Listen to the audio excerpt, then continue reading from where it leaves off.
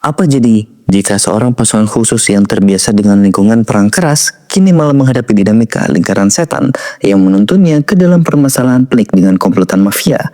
Itulah yang dialami oleh Logan, seorang sniper pasukan khusus yang masih mengalami depresi tapi tak sengaja terlibat dalam aksi pembunuhan bos mafia.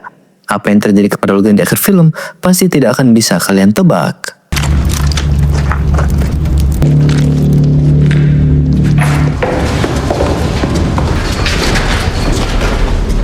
Semua dimulai ketika Logan yang saat itu masih kopral terlibat dalam sebuah operasi penggerbekan markas teroris yang ada di Timur Tengah. Sebagai seorang sniper, Logan langsung dapat dengan mudah menghabisi para penjaga yang ada di depan untuk membuka jalan masuk.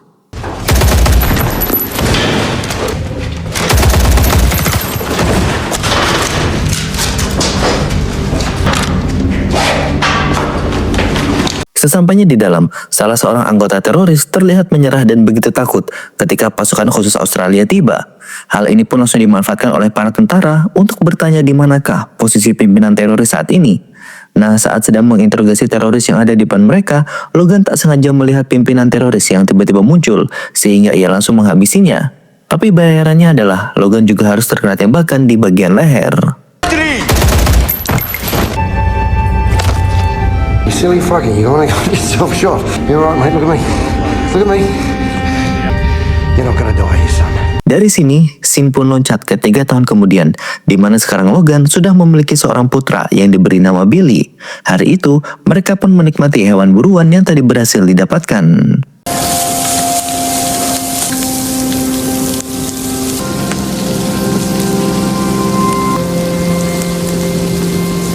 Selesai menyantap makanan, mereka pun dengan cepat kembali ke rumah. Singkat cerita, saat sudah tiba di sana, Billy langsung dimandikan oleh ibunya yang bernama Lisa. Di sini, Lisa bertanya kepada putranya bagaimana pengalaman Billy dalam berburu bersama ayahnya. Billy pun menjawab jika hari ini adalah hari terbaik yang pernah ia rasakan, dan suatu saat ia ingin menjadi tangguh seperti ayahnya. You have a good time today? The best. Yeah. Did you eat some fish? Oh dear, so good. Selesai memandikan Billy, Lisa pun mendatangi Logan untuk menceritakan jika tadi bayi yang ada di dalam perutnya seperti sedang bergerak, seolah tidak sabar untuk keluar bertemu dengan ayahnya. Mendengar hal itu, Logan pun menjawab jika ia benar-benar tidak sabar untuk menunggu kelahiran anak bungsunya. Go on, okay, she's not moving. She's asleep. That's a wonderful thought. Pada keesokan pagi, Logan dinas seperti biasa, dan sebagai senior di pasukan khusus Australia, ia diminta melatih anggota yang baru bergabung. Selesai intermezzo dengan cerita lemah saat Logan masih ditugaskan di Timur Tengah, mereka pun langsung diminta untuk melakukan latihan fisik.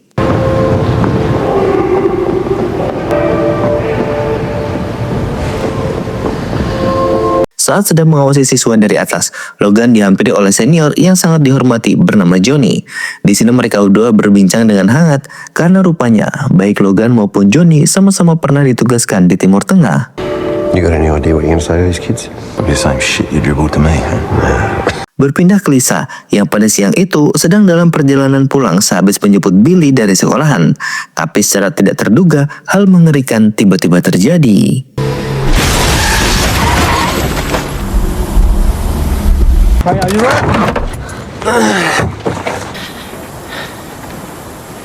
Kecelakaan tadi berakibat cukup fatal bagi Lisa maupun Billy.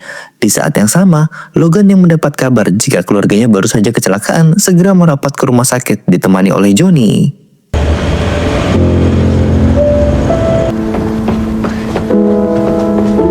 Dua jam setelah operasi darurat, dokter pun keluar dari ruangan dan memberitahu kepada Logan jika pihaknya membutuhkan golongan darah RH yang sangat langka. Kebetulan sekali, rumah sakit saat ini hanya memiliki 1 kantong saja. Sehingga untuk tindakan cepat darurat, sang dokter pun bertanya kepada Logan, siapakah yang ia ingin tolong terlebih dahulu, apakah Billy atau istrinya. Mr. Logan. Mr. Logan, your wife and your son are both in the Rh null blood group. There's no Rh antigens. So there's not enough blood. There's some on the way, but we don't have enough time. Belum bisa menjawab, Logan pada akhirnya menengok sebentar keluarganya yang saat itu masih dalam kondisi kritis. Tapi baru saja berdiri di samping istrinya, tiba-tiba sang istri sudah menghembuskan nafas terakhir. Dengan ini, Logan pun merasakan kesedihan yang amat sangat mendalam, apalagi bayi yang ada di dalam kandungan juga tidak bisa diselamatkan. Alhasil, Logan pun memutuskan untuk memberikan darah yang tersisa kepada Billy. Kematian Lisa membuat Logan frustasi bukan main. Johnny yang melihat sahabatnya dalam kondisi tidak stabil terus berada di sampingnya untuk menenangkan Logan. Singkat cerita, beberapa jam kemudian polisi pun tiba di rumah sakit untuk memberitahu hasil analisa dari rekaman CCTV dan juga tes alkohol yang dilakukan oleh pengemudi yang menabrak Lisa. Dari hasil pemeriksaan, diketahui jika orang yang menabrak istri Logan dinyatakan positif dalam keadaan mabuk. Johnny yang mendengar semua keterangan ini benar-benar merasa emosi karena mau bagaimanapun cuma gara-gara alkohol seseorang harus kehilangan dua sosok yang sangat ia sayangi. Pertama adalah istri, yang kedua adalah bayi yang ada di dalam kandungan. Oleh karena itu, ia segera pergi dari rumah sakit untuk meringkus si pemabuk yang dimaksud oleh polisi dan langsung mengirimnya ke alam baka. Film pun loncat ke 7 tahun kemudian, di mana Logan kini sudah tidak lagi menjadi anggota militer. Ia dipecat karena desersi sebab sering tidak masuk dinas, akibat depresi setelah kematian istrinya. Pada keesokan harinya, Logan hadir di pengadilan karena rupanya Billy yang kini sudah dewasa memiliki perilaku yang tidak baik. Ia sering melakukan hal-hal yang tidak terpuji, seperti mencuri, membuli, dan juga sengaja merusak properti. Dalam sidang tersebut, sang hakim memberikan peringatan keras kepada Billy. Jika ia masih ketahuan melakukan hal-hal yang tidak pantas, maka sang hakim tidak segan untuk menaruhnya ke barak militer. Now, this is the third time that he's appeared here. Stealing, drug possession, and now destruction of property. By that I mean, if he appears before this court again, a way of taking from your care. Do you understand what I'm saying? Yes, Your Honor. Selesai menghadiri pengadilan, Logan pun melakukan tugasnya sebagai seorang sales sebuah minuman yang berasal dari air pegunungan. Saat masuk ke dalam toko Madura, Logan disambut dengan tidak ramah oleh si pemilik toko. Bahkan sang pemilik juga mengusir Logan dengan kata-kata yang cukup kasar. Awalnya sih Logan memilih untuk kembali ke mobil dan diam, tapi sesampainya di sana, ia tiba-tiba berubah pikiran dan kembali ke dalam toko, dan inilah yang Logan lakukan. If you talk to me that way again, I'll cut you so deep and so much you won't understand. Masih di hari yang sama, kabar soal Logan yang tadi mengancam salah satu bos toko Madura menjadi viral karena rupanya apa yang ia lakukan terekam oleh CCTV. Nah, karena sudah dinilai mencemari nama baik perusahaan, maka Logan pun di hari yang sama langsung dipecat. The shop owner will accept an apology, right? Yeah, I can apologize. Not after I've just warned you. I'll end up without a job. Sorry. It's cool, man. Pada keesokan paginya, Logan diminta menghadap ke kepala sekolah untuk diberitahu jika Billy sudah menunggak SPP selama 3 bulan. Dan jika hal serupa berlanjut ke bulan keempat, mau tidak mau pihak sekolah akan mengusir Billy. Mr. Logan, you haven't paid last term's fees. Semua yang barusan terjadi membuat Logan menjadi bingung karena gimana caranya dia bisa melunasi semua hutang yang ada, sementara dirinya saja hidup pas-pasan dari pensiunan. Nah, ketika sedang melamun, tiba-tiba Logan ingat jika ia memiliki senior yang baik bernama Johnny. Dengan cepat, ia pun menghubungi rekannya itu dengan maksud ingin meminta bantuan berupa pinjaman uang. Singkat cerita, kedua sahabat itu akhirnya bertemu di sebuah kafe. Setelah berbasa-basi, Logan pun akhirnya berterus terang jika ia sedang membutuhkan uang karena SPP anaknya belum dibayarkan. Mendengar hal tersebut, alih-alih memberikan Logan uang, Johnny malah menawarinya sebuah pekerjaan kotor, yang apabila Logan bersedia, maka ia bisa memiliki uang yang sangat banyak. Mendengar ajakan tersebut, Logan dengan cepat-cepat menolak karena ia sudah di fase tidak ingin terlibat dalam masalah. Nah, sebelum pergi, Logan sempat bertanya kepada seniornya, mengapa sekarang wajah si senior ada bekas luka yang cukup besar. Mendengar pertanyaan itu, Johnny cuma menjawab jika saat operasi militer di Timur Tengah 5 tahun yang lalu, dirinya terkena serempetan peluru yang cukup parah. Dari situ, akhirnya 2 tahun kemudian, Johnny pun memutuskan untuk resign dari militer. But you didn't. No, I didn't, Corporal. It's what we're good at, Corporal. And I haven't got enough room in my brain to learn other things. 2 hari kemudian, terlihat Johnny yang kini sudah tiba di kediaman Logan dan sekarang sedang mengobrol bersama Billy. Tak lama kemudian, Logan pun datang setelah berkeliling mencari lowongan pekerjaan. Di sini, Logan sebenarnya tahu jika kedatangan Johnny tak lain adalah untuk membahas pekerjaan kemarin. Awalnya sih Logan tidak peduli, sampai ketika Billy menceritakan bagaimana ia mendapatkan sanksi sosial dari sekolahan karena sudah ketahuan menunggak SPP selama 3 bulan. Mendengar hal ini, Logan pun berubah pikiran dan dengan cepat langsung bersedia menerima ajakan dari Johnny. Okay, no drama. Pada malam harinya, Johnny dan juga Logan memasuki sebuah apartemen untuk mencuri harta dari seorang bos mafia yang sebenarnya Johnny ternyata selama ini juga bekerja kepadanya. Stay quiet. What's the code? 356. Setelah berhasil mengamankan semua uang yang ada di sana, Johnny tiba-tiba dibuat gagal fokus saat melihat anak dari si bos mafia yang masih hidup. Tapi sayang, karena si anak bisa mengenali jika pelaku perampokan adalah Johnny sebab bekas luka yang ada di wajahnya, maka dengan terpaksa Johnny pun langsung menghabisi anak tersebut. Sorry, Johnny. Pada keesokan paginya, scene beralih ke Billy, di mana ia sekarang sedang berkumpul dengan anak-anak orang kaya tapi suka mendem dan mengonsumsi narkoba. Saat akan kembali ke rumah, salah satu rekannya yang bernama Bredo mengajak Billy untuk ikut berpesta di rumahnya sebentar malam. Having a party at my old man's house on Friday night. You wanna come? Really? Yeah, it'll be fun.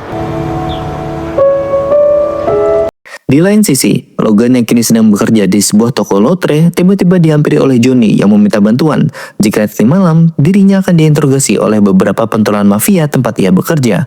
Mengetahui seniornya sedang dalam bahaya, Logan pun tanpa berpikir langsung bersedia. Got something you keep an eye on for me. Saat hari sudah malam, Logan yang sudah siap dengan sniper andalannya tiba-tiba dihampiri oleh Billy yang berpamitan jika malam itu ia akan berpesta ke rumah teman sekolahnya. Logan yang dari awal tidak terlalu memperdulikan hal tersebut langsung memberikan Billy izin. Yang penting jangan sampai ia pulang larut malam. Can I go out tonight? Who with? Friends from school. You gonna come back? Yeah, I promise. Okay. But thank you for asking me. Singkat cerita, Billy kini sudah tiba di kediaman Bredo dan langsung ikut mabuk-mabukan bersama orang lain. Saat baru minum beberapa gelas, tiba-tiba mereka berjalan menuju sebuah garasi tempat di mana mobil sport milik ayah Bredo disimpan. Di sini, Bredo pun meminta Billy untuk mengendarai mobil tersebut. Jadi sekarang mobil sport ayah Bredo yang super kencang dikendarai oleh beberapa anak di bawah umur dalam kondisi mabuk.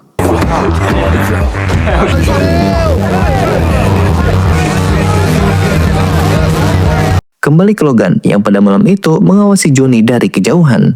Untungnya kali ini alibi Johnny cukup kuat sehingga kecurigaan para mafia bisa ia redam.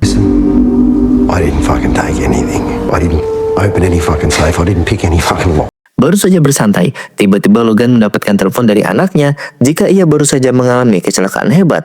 Setibanya di sana, Logan pun langsung memperlihatkan kekecewaan yang sangat besar kepada Billy, sehingga hal ini membuat Billy tak bisa berbuat banyak selain meminta maaf. Apalagi di saat yang sama, Bredo juga mengatakan jika Billy harus mengganti kerugian yang ada, sebab tadi yang menyetir mobil ayahnya adalah Billy. Dad's fucking gonna kill me.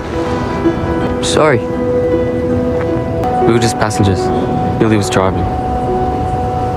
Sesampainya di rumah, Billy yang baru saja melakukan sebuah kesalahan besar tak henti-hentinya menyesali perbuatannya. Di sini Logan yang memang sayang kepada anak semata wayangnya itu mencoba menenangkan Billy. I mean, look at me. Look at me. Pada keesokan paginya, Logan dengan etika baik mendatangi kediaman Bredo untuk berbicara dengan ayahnya. Di sini Logan pun meminta maaf dan berjanji akan mengganti kendaraan ayah Bredo dengan barang baru. Mendengar hal itu, ayah Bredo menolak dan meminta ganti rugi 2 kali lipat jika masalah ini tidak mau lanjut ke jenjang polisi. What if I pay for the car? I'll get you the money and then you just leave it alone. You get me the money, we'll see what we'll see. Tell your boy to find some new friends. Dari sana, Logan dan juga Johnny kembali bertemu. Di sini sang senior mengatakan jika malam ini ia kembali membutuhkan bantuan dari Logan karena para mafia rupanya belum puas akan jawaban kemarin. Singkat cerita, saat hari sudah malam, Logan pun standby dengan snipernya, sementara Johnny terlihat sedang diinterogasi oleh para mafia. Johnny, where is it? It's in the back. We're good? We're not fucking good. It's not here.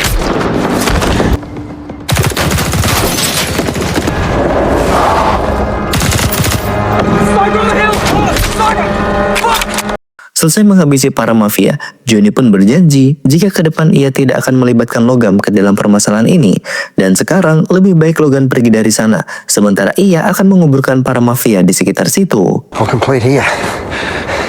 Go home, mate.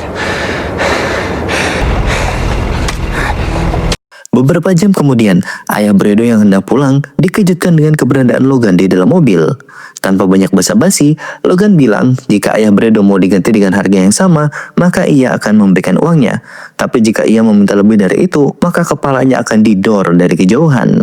Don't think this is a tap that keeps on running. It stops. Now, don't test me. 2 2 hari kemudian, scene pun beralih ke Johnny yang saat itu sedang mengalami depresi. Usut punya usut, rupanya Johnny tidak resign dari militer, melainkan dipecat karena mengalami PTSD atau gangguan trauma pasca perang. Dan karena kondisinya cukup parah, ia pun sebenarnya ditahan di rumah sakit militer. Tapi bukannya nurut dengan peraturan, Johnny malah memilih untuk kabur kembali ke apartemennya. Tapi saat ia baru saja melamun, tiba-tiba seorang pembunuh bayaran andalan dari para mafia datang menyerangnya.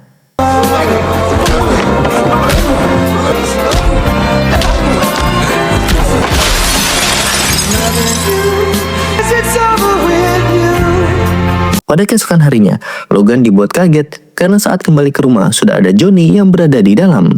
Tak sampai di situ, ia juga mendapati seniornya itu sedang mengancam anaknya yang baru pulang sekolah. Melihat Logan yang marah, Johnny pun langsung buru-buru mengklarifikasi jika tujuannya datang adalah untuk meminta tolong, sebab anggota militer sebentar lagi akan datang menjemputnya. Tapi belum juga Logan menjawab, tiba-tiba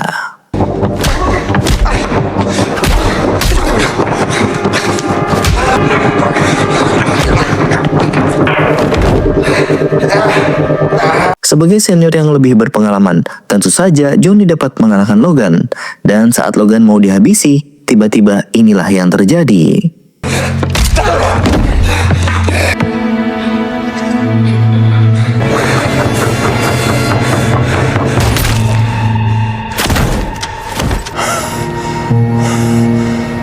Simple lompat ke 1 bulan kemudian, memperlihatkan Billy dan juga Logan sedang makan siang bersama. Di hari itu, mereka sama-sama berjanji untuk saling memperbaiki dan juga menjaga, sehingga harapan untuk bisa menjalani kehidupan normal sebagaimana orang pada umumnya bisa tercapai. Tamat, film pun akhirnya selesai. Terima kasih buat kalian yang sudah menonton video ini sampai akhir. Sampaikan pendapat kalian tentang film ini di kolom komentar, dan jangan lupa untuk like, komen, dan subscribe.